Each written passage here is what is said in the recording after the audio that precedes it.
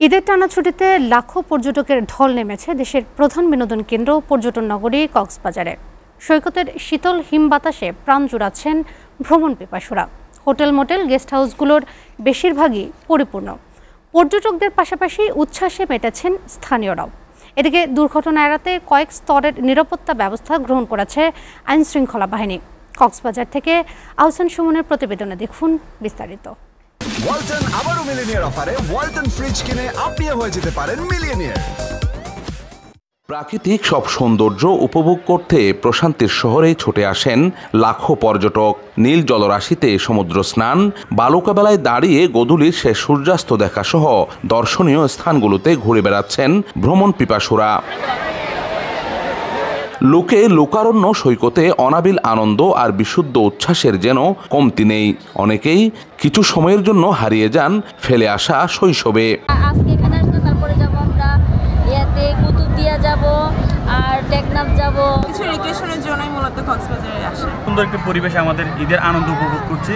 বিশেষ করে আমাদের যে দেখার মতো যেটি রয়েছে বিশ্বের যে বৃহত্তর সমুদ্র সৈকত। তবে হোটেল মোটেলগুলোর বিরুদ্ধে অতিরিক্ত ভাড়া আদায়ের অভিযোগ তুলেছেন বেশিরভাগ পর্যটক। যদিও স্বাভাবিকের চেয়ে ভাড়া অতিরিক্ত না নিতে সংশ্লিষ্টদের নির্দেশনা দেওয়া হয়েছে বলে জানান এই ব্যবসায়ী নেতারা। হোটেল মোটেল যারা আছে তাদেরকে অনুরোধ করব তারা যেন সঠিক দাম রেখে পর্যটককে সেবা দেয়।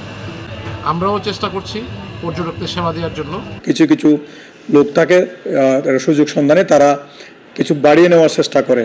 আমরা যারা স্টেক হোল্ডার রয়েছি এবং যারা প্রশাসন লেভেল থেকে যারা এগুলো দেখাশোনা করেন তাদের প্রতি অনুরোধ রইল এই বিষয়টি দেখভাল করার জন্য যাতে মানুষের কষ্ট না হয়।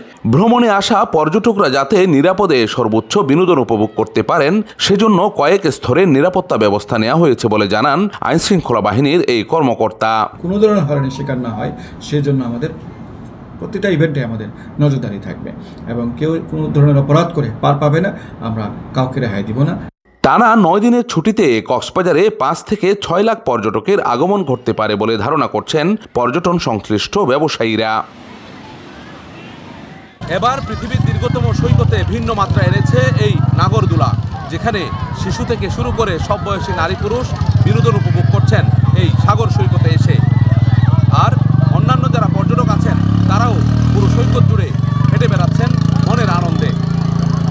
সমুদ্র সৈকতের লাবণী পয়েন্ট থেকে আহসান সুমন, এসএ টিভি, কক্সবাজার।